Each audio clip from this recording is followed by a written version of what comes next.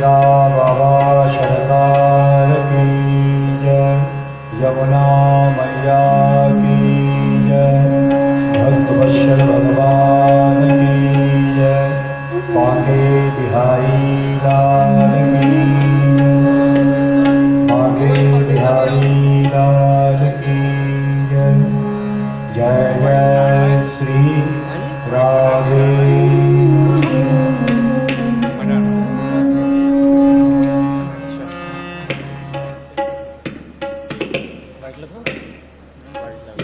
इसके कलर पलट जाते हो तो हाँ हम पे ना हटे वो नंबर ना पता है इसका।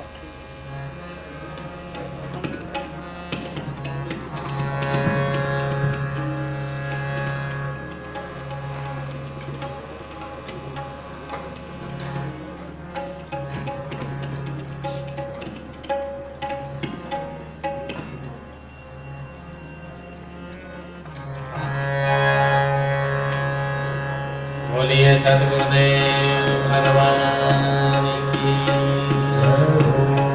श्रीदेव रहा बाबा सरकार की पंचाशीन सरकार की सांचे दरबार की ऊंचे दरबार श्री वृंदावन धाम की श्री राधा कृष्ण भगवान की श्री अयोध्यापुरी धाम की श्री सरयू मैया की श्री सीतारामचंद्र भगवान की श्री लक्ष्मी नारायण भगवान की श्री उमाशंकर भगवान की श्री हनुमंतलाल जी महाराज की श्री लक्ष्मी मैया की श्री अग्नारायण भगवान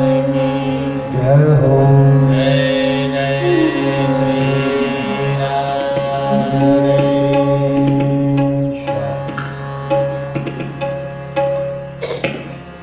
ओम देवरहाय दिगंबराय मंचासीनाय नमो नमः।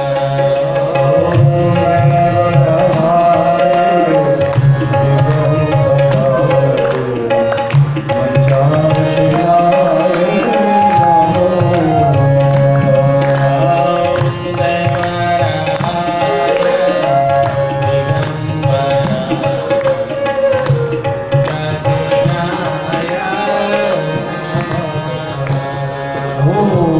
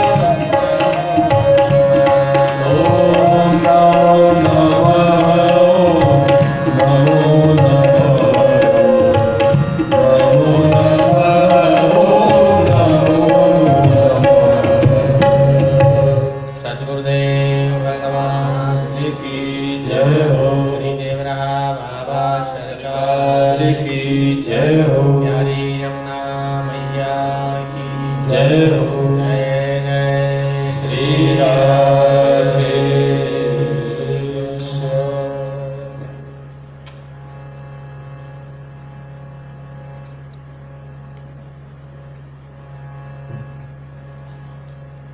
राधे राधे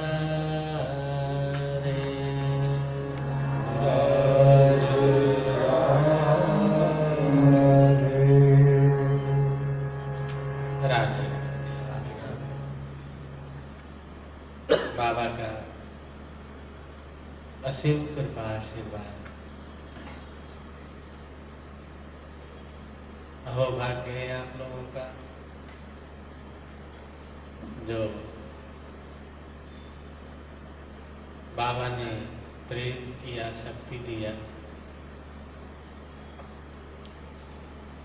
इन वृद्ध भक्तों को सिद्ध बना दिया दौड़ा दौड़ा के यज्ञ के। सरकार सब आपका आशीर्वाद है, आपकी दया से चल रहे हैं। इसीलिए गुरु कृपा बहुत महत्व रखती है। भक्ति, ज्ञान, वैराग्य, योग, धर्म, क्षेम, कर्म, ये सभी अपने अपने सिद्धांत से सुसज्जित है। इनकी अपनी अपनी शक्ति, अपनी अपनी सिद्धांत है। यज्ञ आदि हमारे कर्म में है। सनातन धर्म के कर्म की श्रेणी में आता है। मनुष्य अगर उत्तम कर्म करने वाला है, सनातनी है, तो यज्ञ उसका कर्म है, अर्थात नियम में है, जिसको अग्निहोत्र भी बोलते हैं।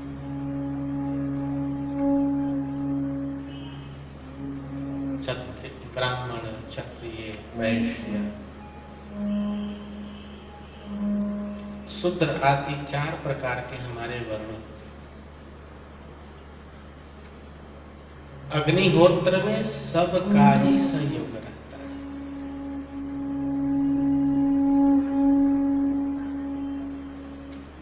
क्योंकि अग्निहोत्र में एक वस्तु का उपयोग नहीं होता। यज्ञ में एक चीज का उपयोग नहीं होता। चारों वर्ण मिलकर के ही यज्ञ करते हैं।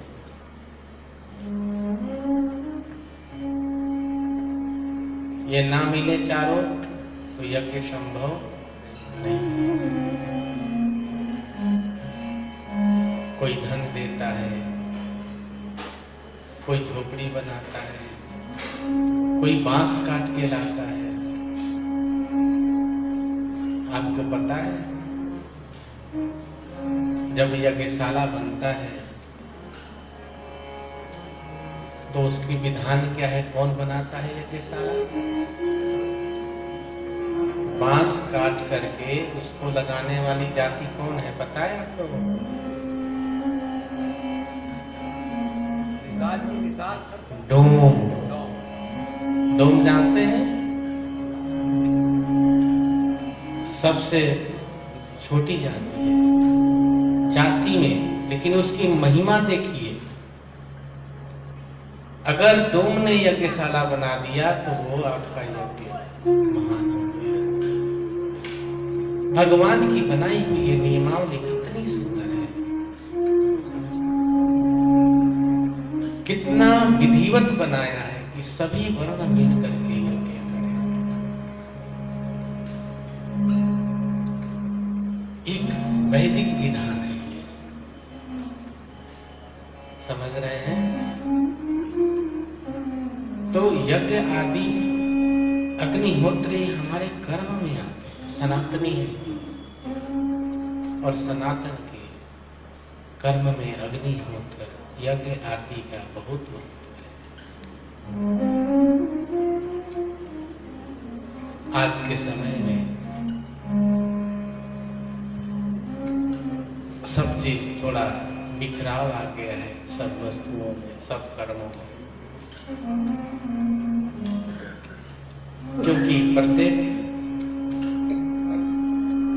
व्यक्ति एक विशेष बिखराव में बट गया है।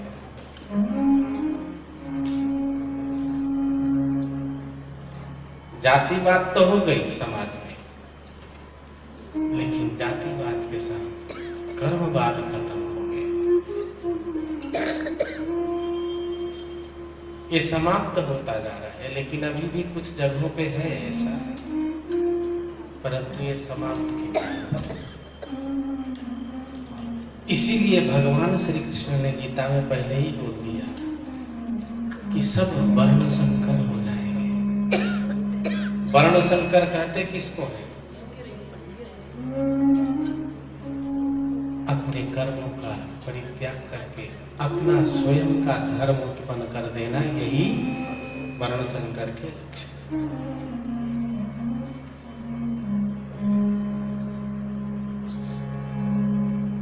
अनेक आजकल साधु महात्मा के वेश में भी स्वयंभू महात्मा हो गए। गुरु गोविंद का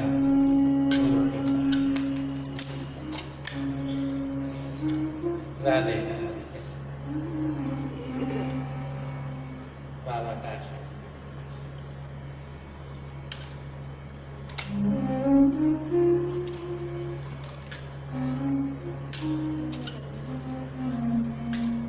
वर्ण संकर बहुत से महात्मा का वेश धारण कर लिए, ना तो उनका परंपरा है, ना तो गुरु है, ना गोविंद है। ये सब वर्ण संकर लोग हैं और लोगों को वर्ण संकर कर रहे हैं। गोस्वामी जी ने साफ साफ लिखा है रामायण में,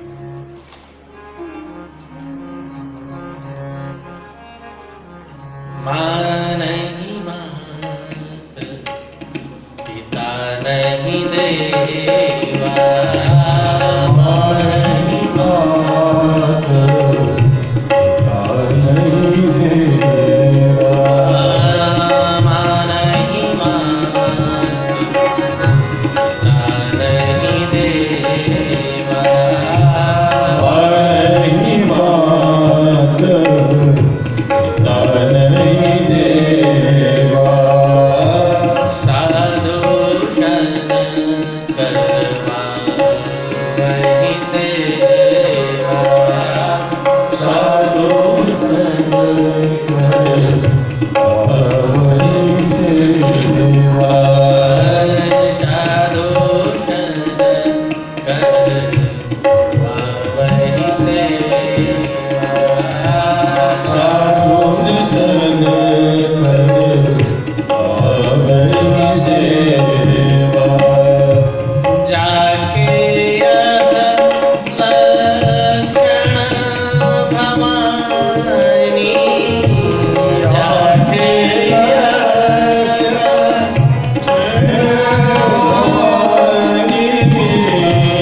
जाके यह लक्षण भवानी,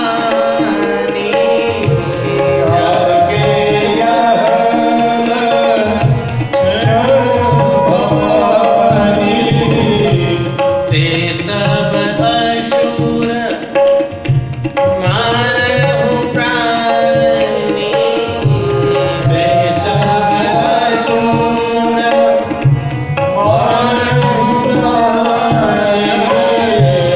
ते सब अशूर मारहु प्राणी,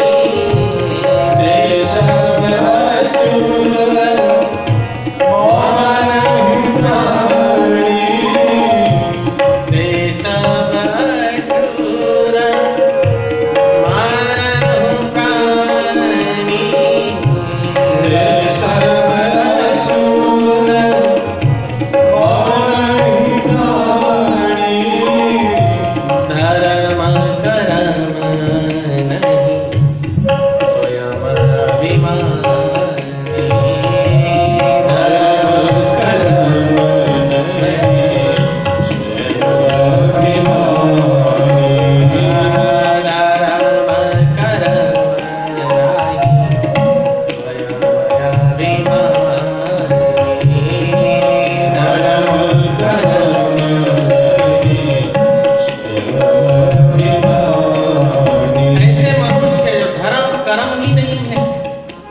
और अभिमान में मात नहीं मात पिता नहीं देवा, साधु से करवा वही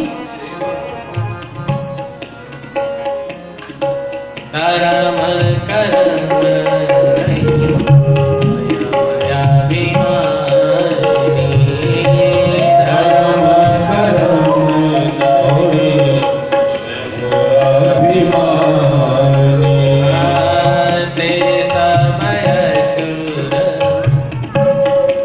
जानहु प्राणी, देश शूर जनहु प्राणी। राम राम हरि बोल। राम राम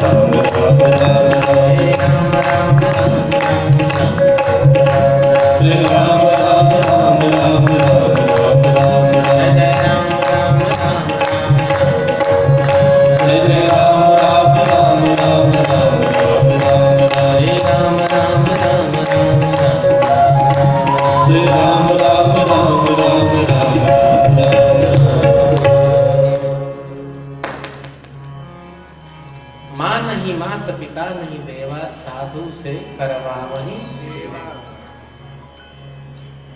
ऐसे व्यक्ति कितनी श्रद्धा का आनंद करते हैं।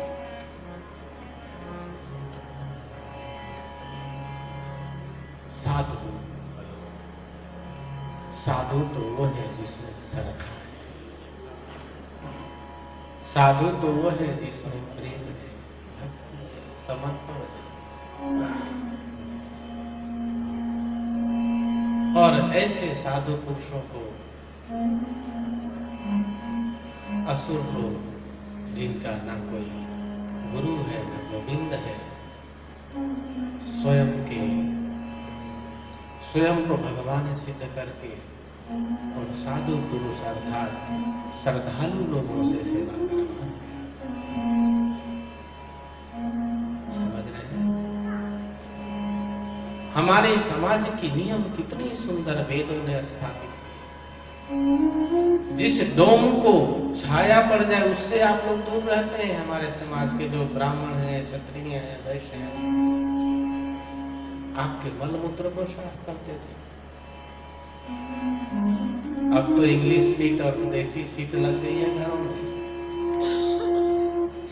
समझ गए ना। पहले एक ही घोसल खाना बोलते थे ना, नाम भी क्या रखा है, घोसल खाना।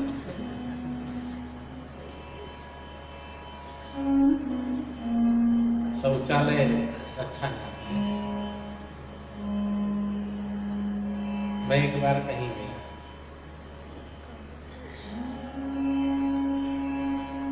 तो मैंने भैया शौचालय है कहीं आसपास में? बोले हाँ है, बना हुआ है। तो मैंने देखा वहां से, लघुशंका लगा था, मैं जाके लघुशंका किया। हमने कहा पुराना घोसल खाना है, उत्तराखंड की बात है, देवप्रयाग। और मंदिर में हम थे वहाँ, मेरे को लघुशंका लगा। मैं कहा भाई यहाँ शौचालय बना है? बोले हाँ वो घोसल खाना। अभी भी ये परंपरा कहीं कहीं जीवित है।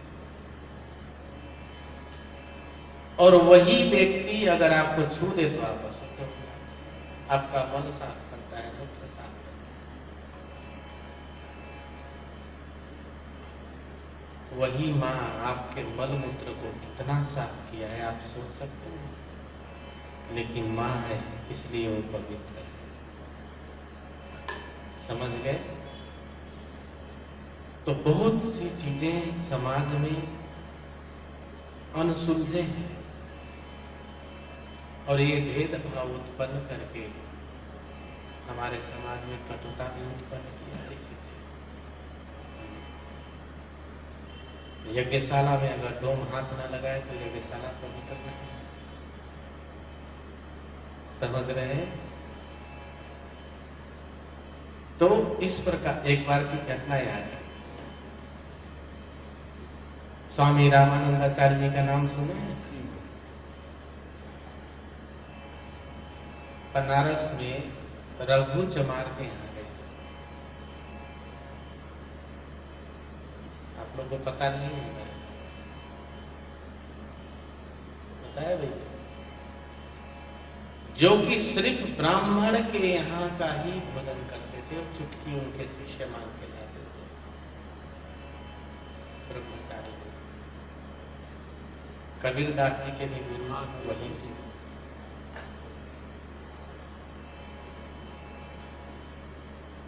और रघु नाम के चमार के यहाँ पहुंचे।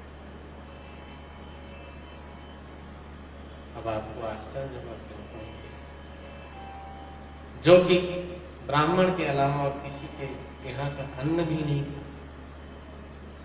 कोई चीज लेते ही नहीं थे किसी से, ब्राह्मण के अलावा कोई भी हो सकती है उसके यहाँ से भी नहीं लेते, वैष्णव उसके यहाँ से।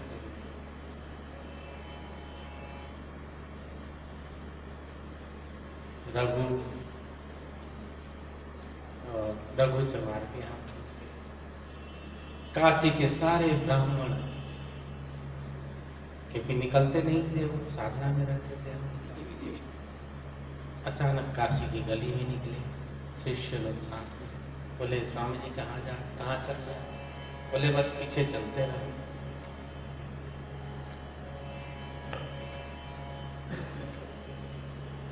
लोगों ने देखा है तो चमारों की बस्ती की तरफ जा रहे हैं। बोले स्वामी जी, बोले क्या इधर तो नीच जाती? बोले कि चलते रहो। वहां जाके पूछे रघु का घर कौन सा है भैया? बोले वो बड़ा वाला। पहुंच गए, रघु ने देखा, अरे कौन है? शिष्यों ने बोला महाराज जी हैं, स्वामी रामानंद। उसके तो वो सिंह लोग।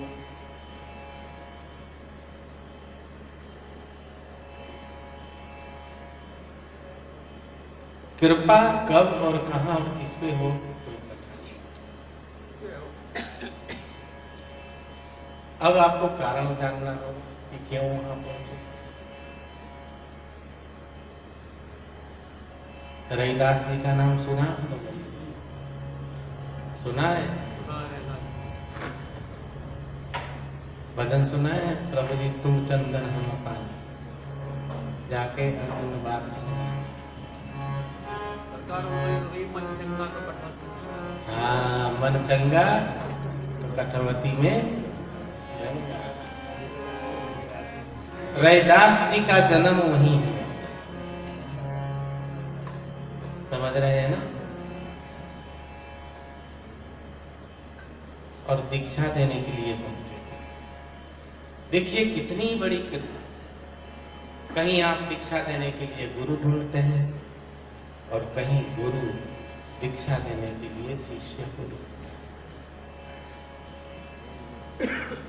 समझ रहे हैं? तो जब वहां पहुंचे स्वामी जी, अब रविदास जी की कथा क्यों है? अरे बहुत पहली बार हुई। पहली बार हुई। तो कथा आप शुरू करेंगे भाई रैदास जी का। रैदास जी परम भक्त हैं। तो कृपा बिना सोचे समझे भी प्राप्त होता है मनुष्य को। अब मनुष्य इस तरह की विचारधारा में जीता है, ये बहुत जरूरी है। हमारा, आपका, सबका बुद्धि विवेक अलग अलग काम करता है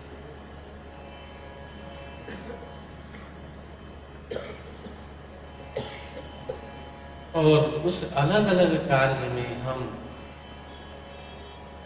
अहंकार को ज्यादा महत्व देते हैं।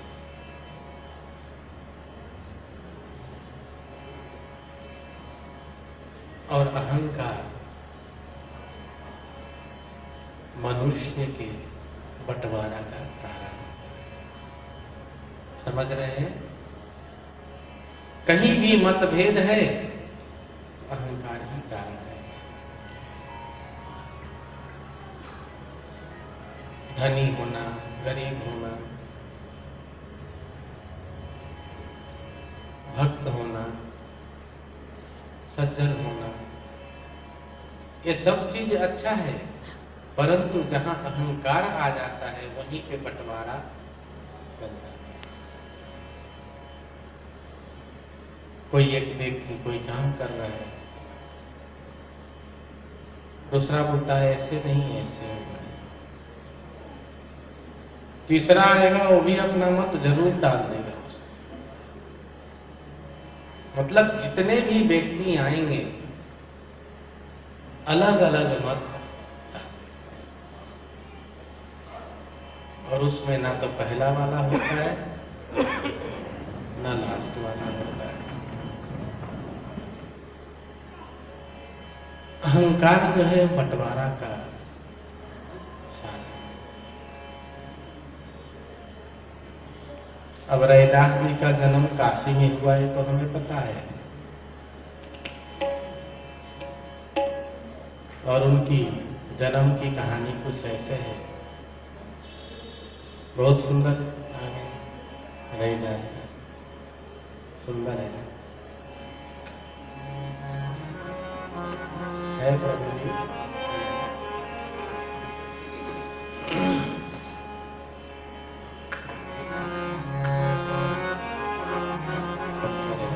नया कॉपी लगा दी।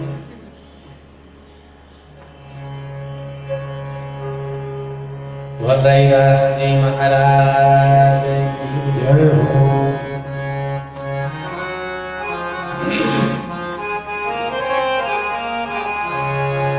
प्रभु जी तुम चंदन हम पानी, तुम चंदन हम पानी, तुम चंदन हम पानी, तुम चंदन हम पानी। प्रभु जी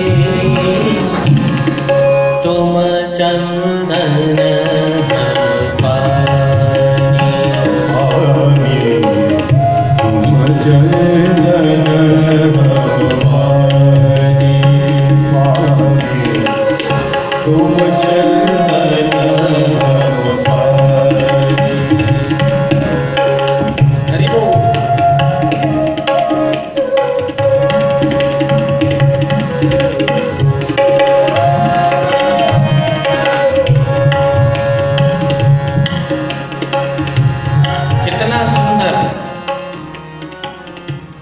स्नेह भक्ति युक्त भजन है इनका। पानी कहाँ, चंदन कहाँ और पत्थर कहाँ, महत्व देखिए भजन का।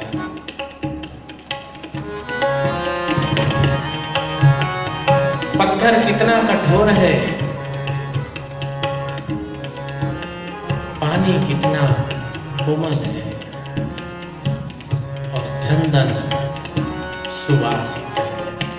संसार बहुत कठोर है, इसमें रगड़ाई करनी होती है, रगड़ाई खानी पड़ती है, समझ रहे हैं। और जल अर्थात गुरु, चंदन अर्थात ईश्वर, समझ रहे हैं, जिसके अंदर सुगंध है, सुवास है, प्रेम है। इसीलिए उन्होंने कहा प्रभु जी तुम चंदन, हम। अगर चंदन को पानी में रख दिया गया तो खुशबू आ जाएगी, लेकिन पूरा तत्व नहीं आएगा। तत्व तो तभी आएगा जब प्रभु जी मिलके करे रगड़ा।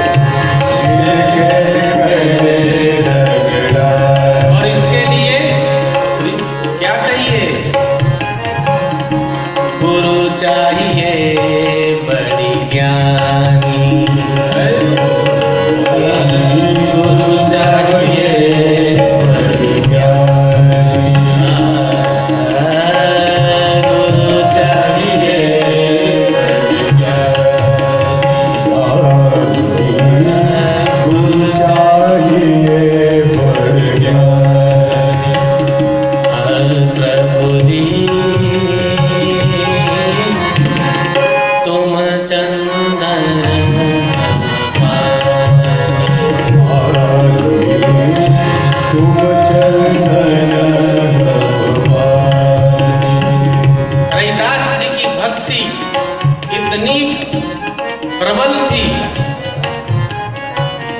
कि बड़े बड़े सिद्ध उनके आगे झुके। ऐसे ऐसे सिद्ध जो महान थे, सिद्ध में अष्ट सिद्धि थी जिनके पास, स्वयं भगवान उनके यहाँ बार बार आए। समझ रहे हैं। आगे कहते हैं तुम घन मैं मोरा, हे प्रभु तुम धन बन प्रभु जी तुम घन बन तुम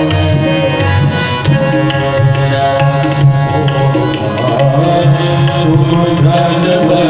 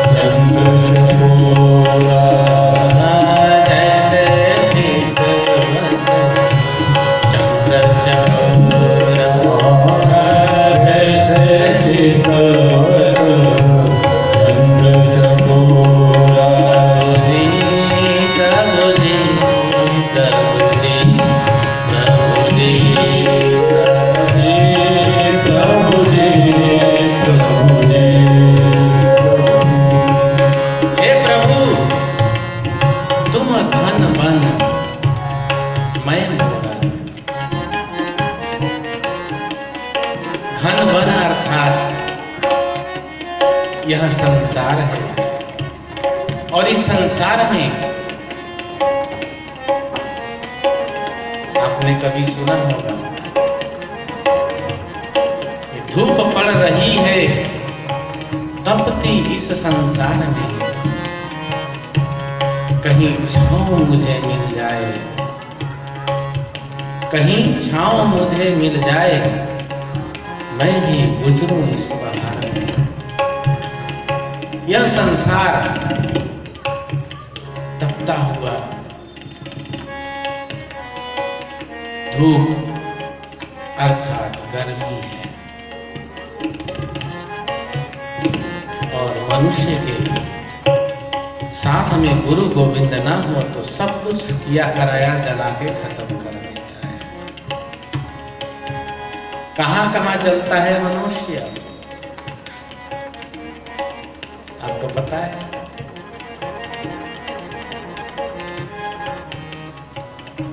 क्रोध जले और काम जले, क्रोध जले और काम जले,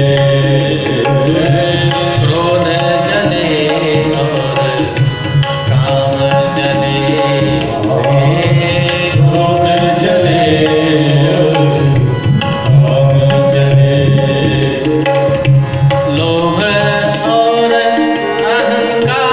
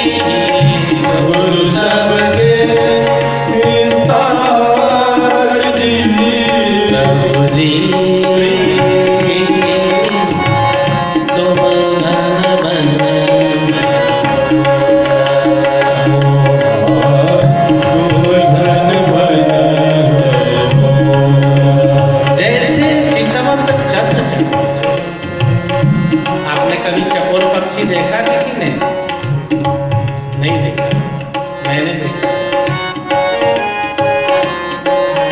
बहुत बार देखा। जमुना जी में आते हैं, प्रत्येक नदियों में आते होंगे, हमने देखा वृंदावन गुरुदेव मंच पे विराज रहे हैं। रात के समय में, इस शरद ठंडी के दिन में आते हैं। बतख जैसे ही होते हैं, वो थोड़ा अलग होते हैं। और रात को जब पूर्णिमा होगा तो जमुना जी से कई बार आवाज आती है पक्षी, कहाँ हो, कहाँ हो।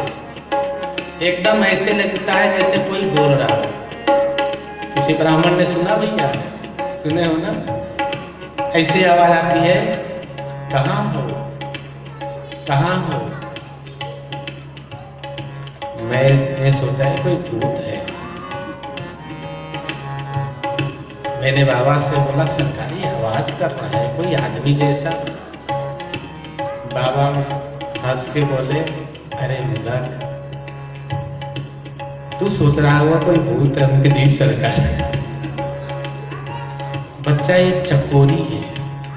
कौन है? चकोरी। चकोर और चकोरी दोनों साथ रहते हैं, लेकिन जब पूर्णिमा होगा तो दोनों अलग हो जाते हैं। शरीर से अलग हो जाते हैं, विचार से भी अलग हो जाते हैं। और चकोर चंद्रमा को देखते हैं। और आनंद की बात यह है कि इतना मगन रहता है वो चंद्रमा को देखने में, ऐसे गर्दन से देखेगा, देखते देखते देखते देखते देखते देखते गर्दन हिलेगा नहीं अपने जगह से, और ऐसे पीछे हो जाती है उसकी गर्दन। उस समय उसकी चकोरी पूछती, बोलती है, कहाँ हो, कहाँ हो। और वो जवाब नहीं देता। समझ रहे हैं? रैदास जी कहते हैं कि मैं भी प्रभु जी जैसे चितवत चंद चकोर, मैं आपको वैसे ही देखता रहूं, ऐसे ही अनुभव करता रहूं जैसे चकोर चंद्रमा को देखता रहता है। और संसार अर्थात उसकी पत्नी बोलती है, कहाँ हो, कहाँ हो श्री। घन बन मैं मोरा, घन बन अर्थात जहां शीतलता है। हे प्रभु, तुम शीतल हो, पावन हो, और मैं उस घन वन में मोर, इधर से कभी उधर से, ऐसे ऐसे निकल रहा हूं, भाग रहा हूं। और उसी जंगल में कांटा कुशा भी होता है, अर्थात ये संसार है। अगर आप सीधे चलेंगे तो तमाम चीजों से गिर जाएंगे। इसीलिए संसार में, संसार से बचने के लिए आपको दाहिने पांव घूम फिर के चलना ही पड़ेगा। तो आपको चलने के लिए मोर बनना पड़ेगा, और भगवान को घन बना, वो भी इन्हीं की बनाई हुई है संसार। समझ रहे हैं ना? लेकिन उल्टा पड़ गया और कुछ नहीं। इस प्रकार से रविदास जी व्याख्या करते हैं। कितनी सुंदर व्याख्या है। प्रभु जी तुम दीपक तुम दीपक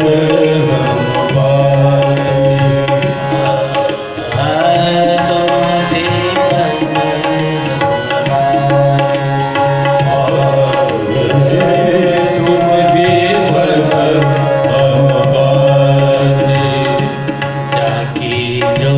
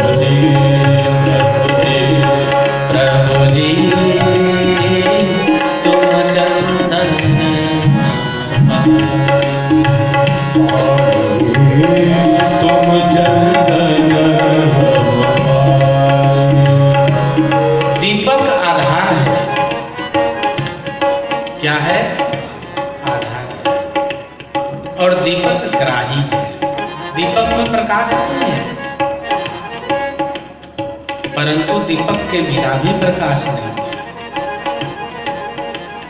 समझ रहे हैं ना? ग्राही अर्थात जो सब कुछ ग्रहण करने वाला है, आपका प्रेम, श्रद्धा। समझ रहे हैं? और रविदास जी कहते हैं मैं बाती क्या हूं?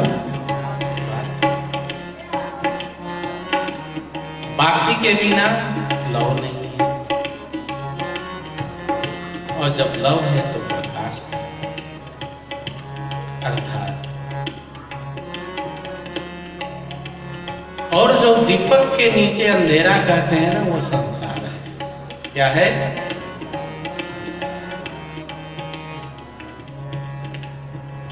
दीपक जले रोशन करे रोशनी, दीपक जले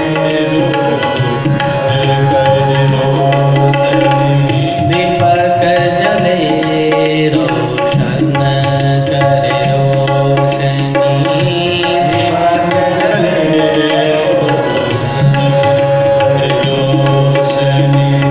तल तर हो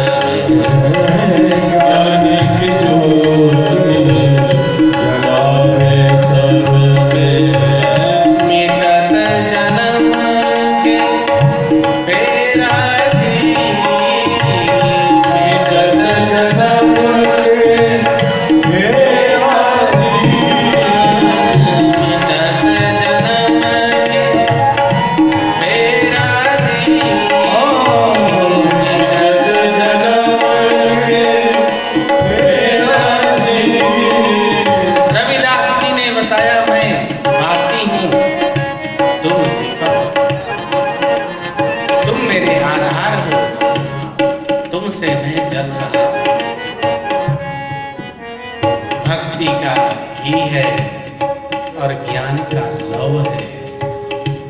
ऐसे ही नहीं,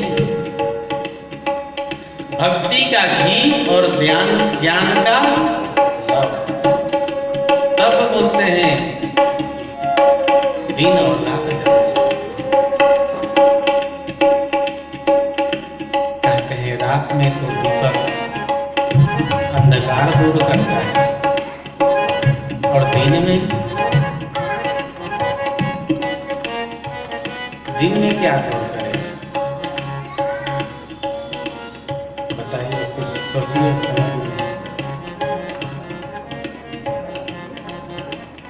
नहीं समझ में आएगी। रात को तो अंधकार दूर करता है और दिन में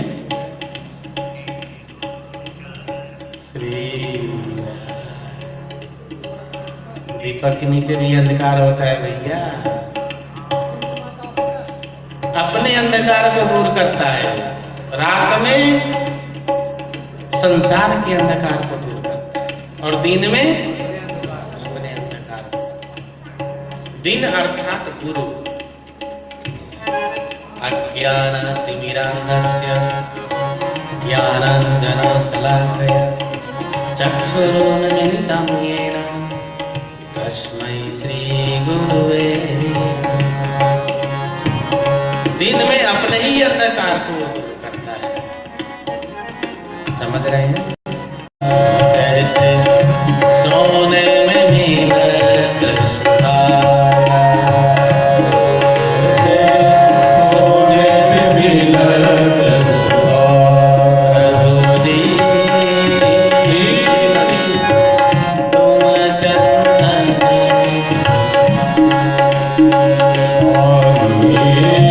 तुम चंदन पानी, तुम चंदन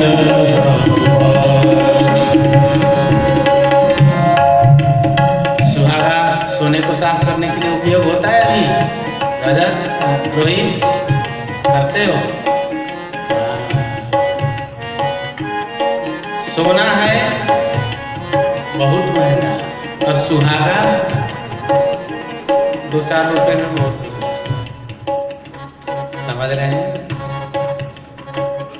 अगर सोने को चमकाना है तो सुहागा श्री,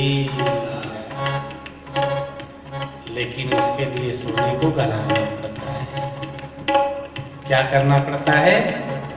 गला के तब सुहागे को डालते हैं, चुटकी देते हैं उसकी, और वही सोना चमक बहुत बढ़ जाती है, उसमें शुद्ध हो जाता है उससे। तो रविदास जी कहते हैं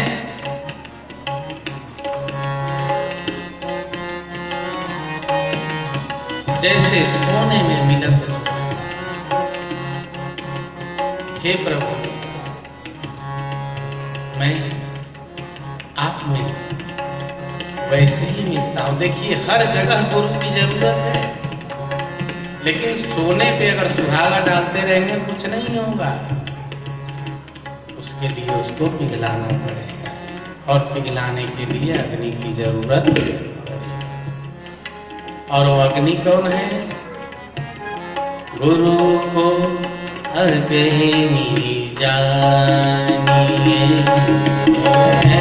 गुरु अग्नि जानिए, गुरु अग्नि जानिए, जानिए, गुरु अग्नि जानिए। सुध करे तपा तपा के, सुन कर तपा तपा के, सुध करे तपा तपा के, सुन कर तपा तपा के। विश्वास ना हो तो, अगर विश्वास ना हो तो, विश्वास ना हो तो देख लो तुम आके। विश्वास ना हो तो देख लो तुम आके। विश्वास ना हो तो देख लो तुम आके। विश्वास ना हो तो देख लो तू आके। गुरु चरणों में जाइए। समझ गए? तपा तपा के गुरु जी शुद्ध कर देते हैं। इसलिए गुरु अग्नि है। समझ गए?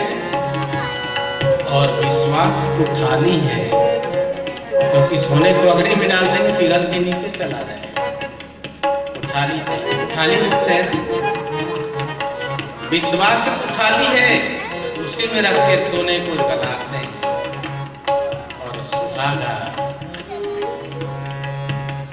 श्री राम उसकी गंदगी को दूर कर, वह परमात्मा। हम सब सोना है, निखर जाएंगे किससे? सुहागा से। गुरु की शरणागति मिल जाए और उस पे फिर पार्वती सुहागे की चुटकी पड़ जाए। श्री फिर कहते हैं हम तुम मोती मैं, मोती भी बहुत कीमती है, आगे बहुत ज्यादा लेकिन धागे से ही माला बनता है, समझ रहे हैं? बिना धागे का माला का कोई अस्तित्व ही नहीं उपजता।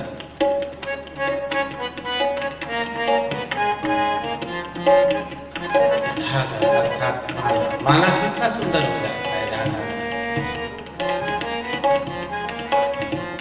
रैदास जी की भक्ति अनंत है, उनकी एक एक शब्द भक्ति प्रेम समर्पण श्रद्धा से भरी पड़ी है। आगे कहते हैं प्रभु जी तुम स्वामी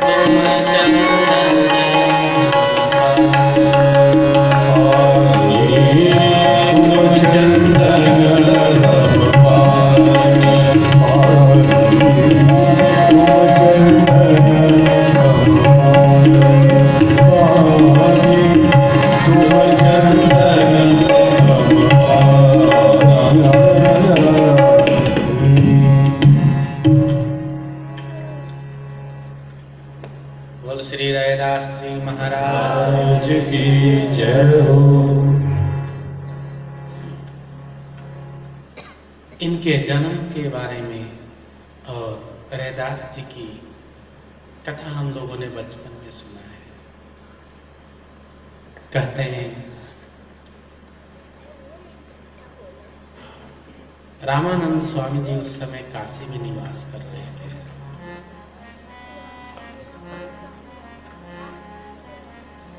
और उनका नियम था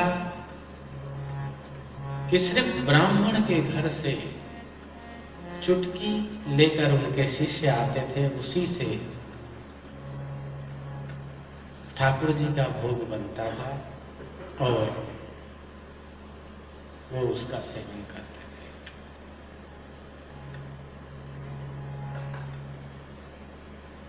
बनारस के काशी के ब्राह्मण लोगों के यहाँ उनके शिष्य जाते थे और चुटकी, किसी से एक चुटकी से ज्यादा नहीं लेते। समझ रहे हैं? उसको चुटकी बोलते हैं। कई महात्मा तपस्या करते हैं, वो चुटकी खाते हैं। आजकल चुटकी बोल देंगे तो बोले गुटखा है। आजकल सब गुटखा बाबा हो।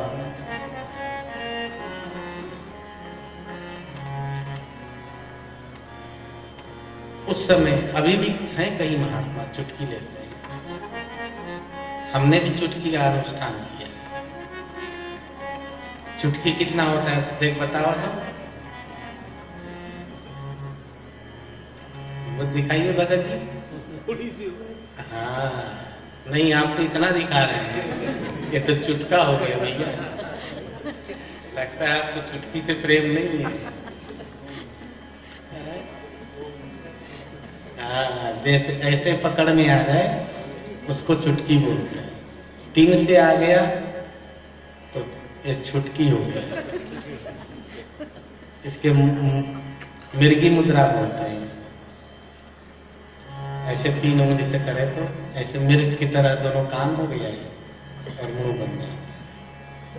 इसको भी चुटकी बोला गया है, ऐसे थोड़ा सा मिर्गी मुद्रा में जितना है। चुटकी अनुष्ठान होता है, अगर कभी मन करे तो कर लीजिएगा, मैं बता देता हूँ। बड़ी सुखद होता है ये अनुष्ठान। हम लोगों ने बचपन में किया, अब तो मुट्ठी चल रही है, चुटकी तो गया। समझ रहे हैं ना? चुटकी अनुष्ठान है ना, ना कहाँ काम चलता है। तो ये पता ना दिन में क्या बजे खा लो। मुट्ठी भी गायब हो रहा है, अंजलि भी गायब हो गया। अब तो बटलोही चल रहा है। बटलोही जानते हैं? भगोना खाओ, भर भर भगोना, और कुंभकर्ण की तरह सोना। चुटकी उसको बोलते हैं। जैसे हम लोग छोटे थे बचपन में तो चुटकी अनुष्ठान करते थे। एक चुटकी उठाया, मंत्र का जाप किया, चुटकी इधर रख दिया, मंत्र का जाप किया, इधर रख दिया। मंत्र जाप कर करके चुटकी रखते जाते हैं। फिर उस चुटकी को ही खा के रहना है आपको 24 घंटे। इसको चुटकी अनुष्ठान बोलते हैं। बड़ी ही सुखद होता है। आपको जितना खाना है चुटकी के द्वारा ही खाना है। खिचड़ी खाने का मन है, चावल और मूंग का दाल मिक्स कर दिया और चुटकी लगा दी। 2 घंटे तक चुटकी चलेगी,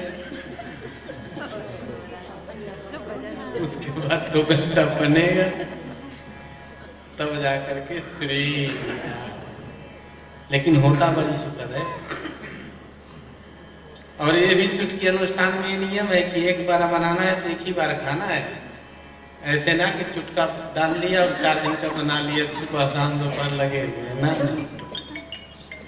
चुटकी उतना ही। अगर रोटी बनाना है टिक्कर, तो ऐसे कई बार अयोध्या के महात्मा आते थे ना,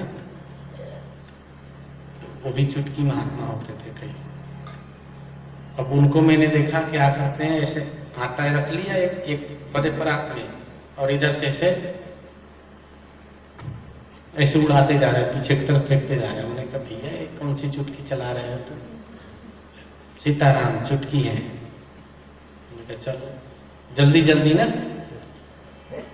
और नियम ये है चुटकी का कि दाहिने से ले बाएं पर, नहीं बाएं से ले दाहिने पर। 2 बर्तन में रखना है सामान, इसमें से निकाल के इसमें रखना है, इसमें से निकाल के इसमें रखना है। ये चुटकी। चुटकी में उतना ही आना चाहिए जो ये और ये इसके बीच में आना है। ऐसे करके नहीं, ऐसे। इसमें ज़्यादा नहीं पकड़ाता। अगर 2-3 दाल चावल 2-4 पकड़ा है, उससे ज़्यादा नहीं है। नाखून ऐसे होना चाहिए, ऐसे। अब कभी कभी ज्यादा होता था तो हम लोग भी कभी कभी ऐसे कर देते थे, हाँ, लेकिन फिर बीच में सुधार लेते थे। तो एक चुटकी अनुष्ठान साधकों के लिए हमारे संत और गुरुजनों ने, चुटकी खाने वाले की चर्बी छट जाती है। अब 2 घंटे में जाके इतना अनाज बनेगा, 1.5-2 घंटे। समझ रहे हैं? आटा है तो उसमें तो और घाटा पड़ता है, थोड़ा। लेकिन ये तपस्या का साधन है। ऐसे ही रामानंद जी के शिष्य लोग चुटकी लेके आ गए और उनके एक शिष्य थे ब्रह्मचारी। साधु नहीं बने थे, ब्रह्मचारी। पहले ब्रह्मचारी बनाते थे गुरुकुल में ना, वो ठाकुर जी की फूल पत्ती करना, तुलसी जी लाना, साफ सफाई करना और भिक्षा के लिए बैरागियों के साथ जाते थे। तो स्वामी जी जो रामानंद घाट है आज, उससे जो काशी जी विश्वनाथ जी की गली है और ये सब, पहले जंगल था, वहाँ एकांत में रहते थे गंगा जी के किनारे। रास्ते में महात्मा लोग जब भी जाते थे चुटकी लेने, तो एक बनिया का दुकान पड़ता था।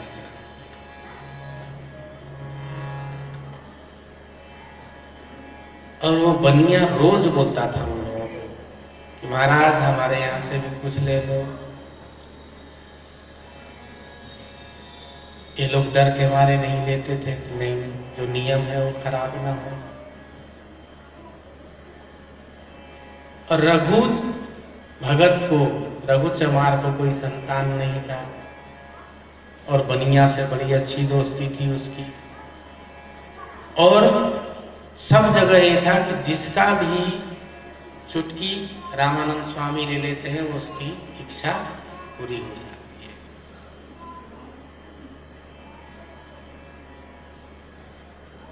तो रघु ने क्या किया, बनिए से दोस्ती किया, बोला भाई कैसे भी करके स्वामी जी के पास हमारा सामान पहुंच जाए, ऐसा जुगाड़ कर, तो जितना रुपया कहेगा मैं दूंगा। और बनिए होते तो तिगड़मबाज हैं। श्री राम।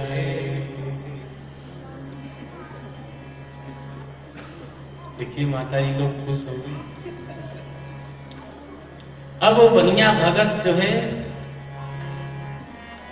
किसी न किसी तरह से सोचा, रघु पे बहुत पैसा था, चमड़े का काम था बहुत बड़ा, जूता बनाने का काम था बहुत बड़ा। सोचा इसे तो बढ़िया पैसा है ठगू में। श्री राम। लेकिन रघु को कोई संतान नहीं था।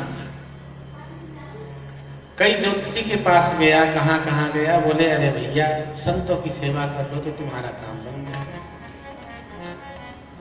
संतों पे गए, बोले अरे भैया हम लोग तो श्री राधे, तुम रामानंद स्वामी जी के पास चले जाओ, अगर उन्होंने तुम्हारा कुछ भी स्वीकार कर लिया भोग राग, तो तुम्हारी इच्छा पूरी हो जाएगी। अब उसको कोई रास्ता नहीं सूझा। बनिए से दोस्ती थी, बनिया उनसे जूता बनवाता था और बाहर भेजता था। ऐसे करके हुई और रघु अपना सामान छोड़ दिया कि किसी तरह से उनके पास भेजवाओ। और एक दिन उनके स्वामी जी के शिष्य निकले भिक्षा के लिए और भयंकर बरसात है। और बनिया के घर के पास ही वो लोग सब खड़े हो गए। ऐसी बरसात हुई कि श्री राम होने कभी टले नहीं। ब्रह्मचारी जी भीग गए, सर्दी से कांपने लगे। बनिया बोला ये तो अच्छा मौका है। श्री राम। बनिया भगत मुझे, अरे महाराज आप तो बहुत भीग गए हैं, गीले हो गए हैं। बोले हाँ भाई। बोले भिक्षा का क्या हुआ? बोले आज तो बहुत देर हो गया। बोले तो भिक्षा का समय तो निकल रहा है, ठाकुर जी का भोग रहा। चलो कोई बात नहीं, हमारे यहाँ ब्राह्मण कुछ सामान रख के गए हैं, ये आप ले जाओ। और आज बोले कैसी बात करते हो? ब्रह्मचारी जी गुस्सा हो गए। बोले आप ही तो कहते हैं आपत्ति काले न अस्ति मर्यादा, आपत्ति काल में मर्यादा नहीं देखना चाहिए। बोले हाँ बात तो ठीक कर रहा है, समझ गए? आपत्ति काले न अस्ति मर्यादा, आपत्ति काल में मर्यादा देखो तब तो मर ही जाएगा। आचार्य जी बोले अच्छा, लेकिन ये बात बोले आप निश्चिंत रहिए, ये आपत्ति काल है, खत्म ये बात। ब्रह्मचारी जी की बुद्धि श्री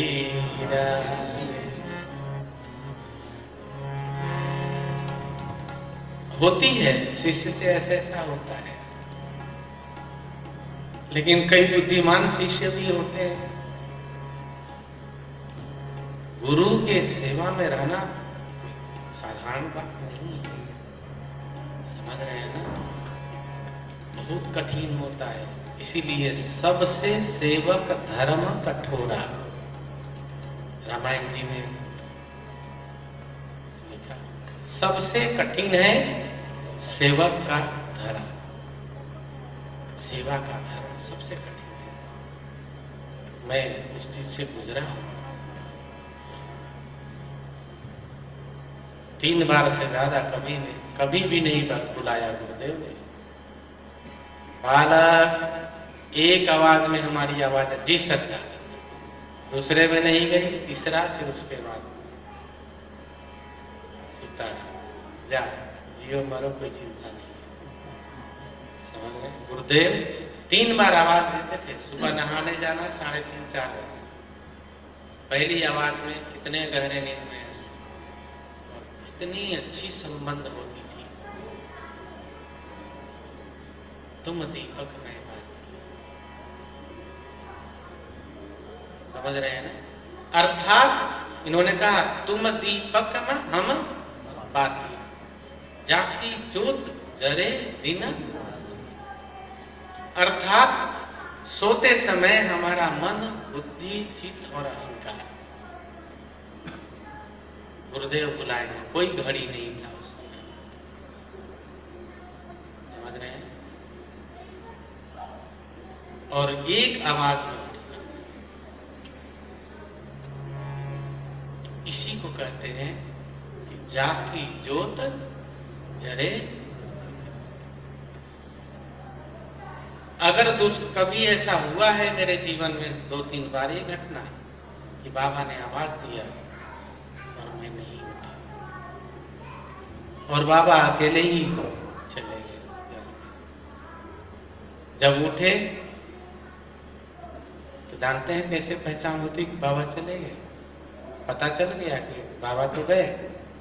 जाके देखते थे जमीन पे ना, जहाँ रात को शाम को हम लोग झाड़ू लगाते, रात हो जाती थी तो ऐसे हाथ से रेत को, मिट्टी को, चरण बनी हुई है, ये गुरुदेव बाबा चले गए, समझ रहे हैं ना। ऐसी 2-3 बार हुआ हमारे भी, फिर क्षमा मांगा, गुरुदेव अरे बच्चा समझ रहे, ये नहीं कि डांटना ना,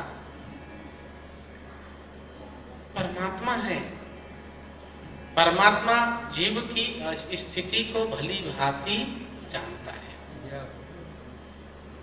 समझ रहे हैं ना। ईश्वर हमारी स्थिति को भली भांति जानता है, लेकिन हमारी अवस्था ऐसी होती है कि हम अपने अहंकार के वशीभूत होकर के उसको भी मूर्ख बनाने में लगे हुए हैं, समझ रहे हैं ना। उस परमात्मा को भी हम छोड़ते नहीं हैं, यही हम लोगों में कमी है। मंत्र जाप तो करते हैं, लेकिन उससे संबंध रख के नहीं,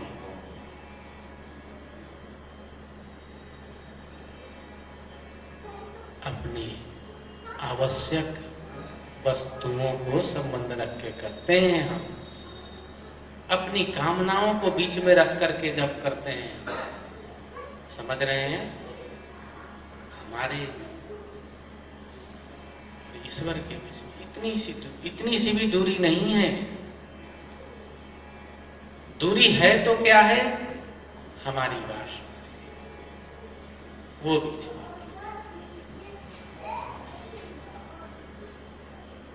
और वो हम दोनों के बीच में श्री राम। इसीलिए रविदास ने बहुत अच्छी बात, समझ रहे हैं? ब्रह्मचारी भिक्षा लेकर के चले गए।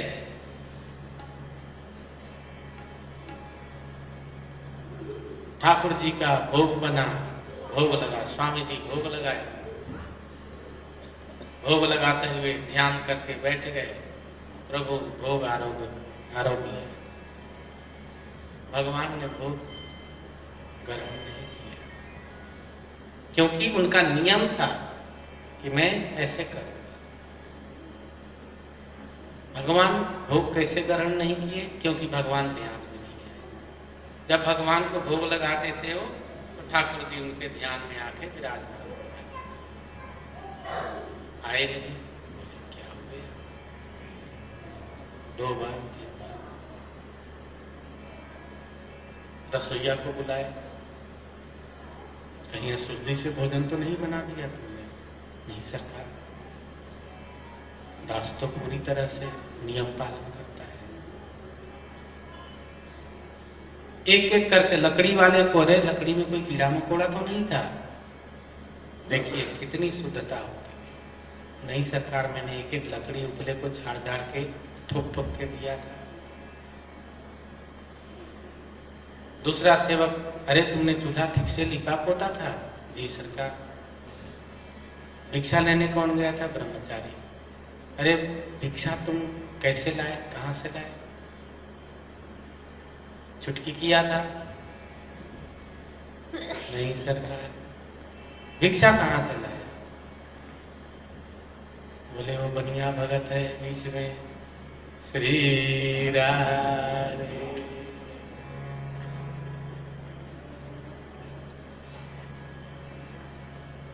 स्वामी जी ने कहा जरूर अन्न में दोष है, तभी ठाकुर जी भोग नहीं ले रहे हैं।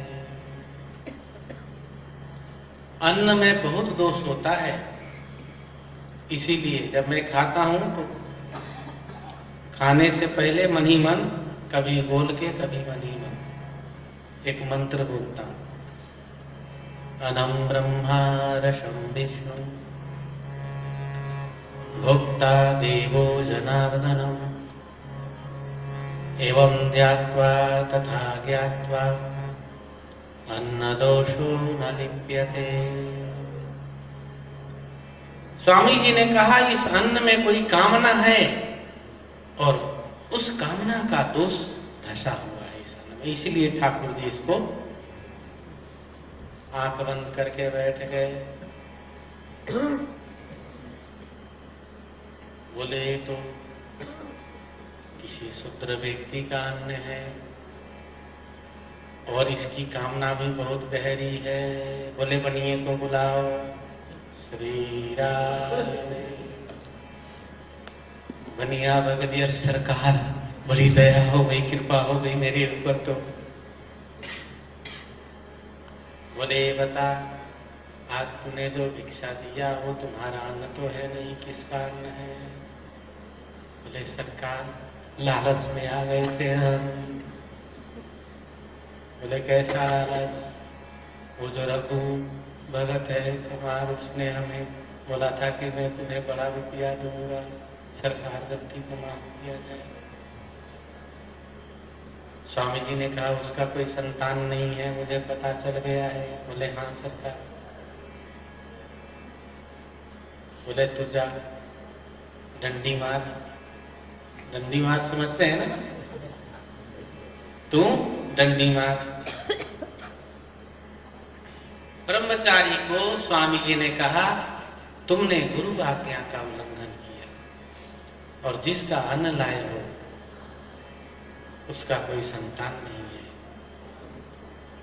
अब तुम्हें उसका संतान बनना पड़ेगा, क्योंकि उसका अन्न तो भगवान के सामने आ गया है और मैं प्रसाद का तिरस्कार नहीं कर सकता, और प्रसाद का तिरस्कार नहीं करूंगा तो उसकी इच्छा भी पूरी करनी पड़ेगी, क्योंकि उसके कई जन्मों तक संतान का योग नहीं है। श्री राधे। समझ गए। और ब्रह्मचारी श्री राधे। थोड़े ही समय में, दिनों में ब्रह्मचारी जी राधे राधे हो गए, शरीर पूरा हो गया उनका।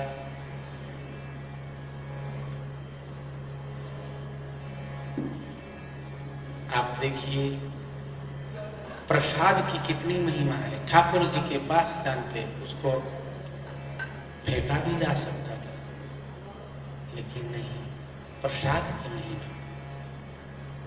ऐसे ऐसे संत हुए। एक वैष्णव संत राधा वल्लभ में पहुंच गए, राधा वल्लभ मंदिर में। वहां एकादशी नहीं होती, उस दिन एकादशी था। प्रसाद में उनको अन्न मिल गया, प्रसाद को हाथ में लिए रात भर, सुबह से लेके रात भर प्रसाद हाथ में वैसे ही रखे और कीर्तन करते करते करते ब्रह्म मुहूर्त आया। प्रसाद को नीचे नहीं रखा, जाके जमुना जी में सवेरे स्नान करके जैसे ही पारण करने लगे वैसे ही ठाकुर जी प्रकट। समझ रहे हैं ना? तो भक्ति की ही महिमा है, महत्व है, आपकी श्रद्धा का ही महत्व है, आपकी समर्पण का ही महत्व है। जाति पाति धर्म ये वो इतना चीजों की महत्व कहाँ है? हमारे समाज में, आपके लिए नहीं है। इस प्रकार से भगवान स्वामी रामानंद स्वामी जी ने कहा कि अब तो ये प्रसाद हो गया। और जैसे ही ब्रह्मचारी को बोला उन्होंने, अब तुम्हें उसका संतान होना पड़ेगा, ठाकुर जी सामने आ गए। ठाकुर जी ने प्रसाद को ग्रहण कर लिया। ठाकुर जी ने भी प्रमाणित किया कि हमें किसी जाति से मतलब नहीं है। समझ रहे हैं ना? किसी भी जाति से मतलब नहीं है, लेकिन जो दोष है उसको तुम दूर करो, क्योंकि उसमें दोष था। दोष क्या था?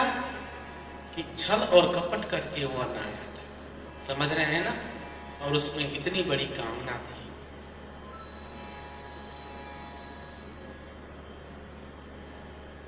समझ रहे हैं? तो कभी भी भगवान को, गुरु को झूठ बोल के, छल करके भोग आदि नहीं देना चाहिए। समझ रहे हैं ना? कई बार भक्त श्रद्धा में आ जाते हैं।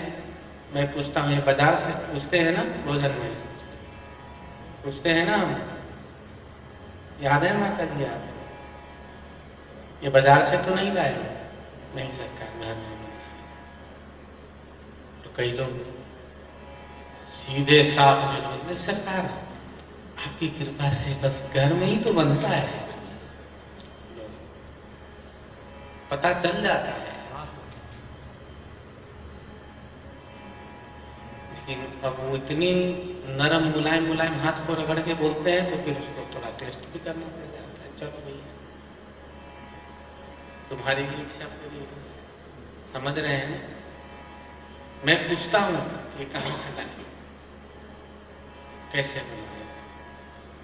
आज सुबह बाल भोग में बड़ा सुंदर रसमलाई आया मेरे सामने। रसमलाई मुझे पसंद है,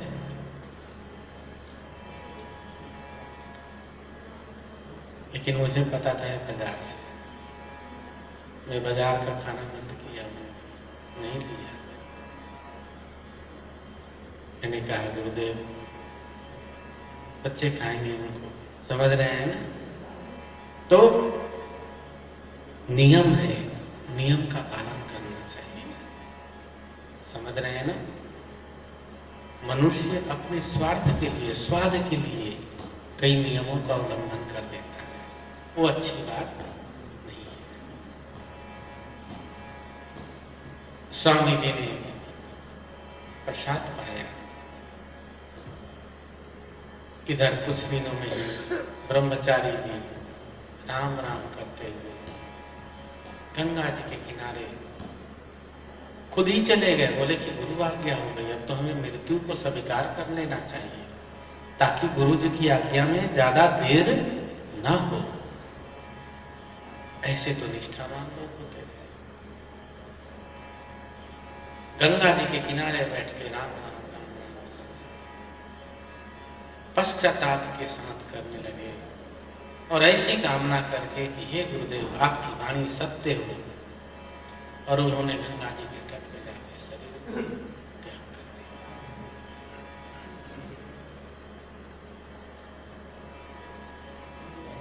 ये बात रघु भगत को भी पता चल गया, बनिया ने बताया।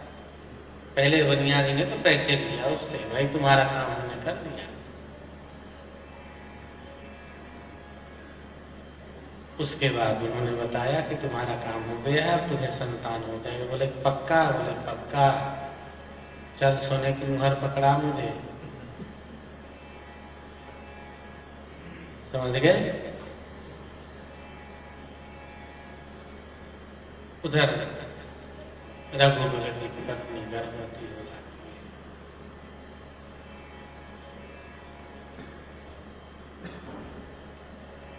इस प्रकार हमारे भगवान के अनन्य प्रिय भक्त रैदास जी का प्रादुर्भाव होता है। आज कथा को ही विश्राम देते हैं, कल जन्म लेंगे रैदास जी, आनंद करेंगे। ठीक है? बोलिए सद्गुरुदेव भगवान की जय। श्रीदेव रहा बाबा सरकार की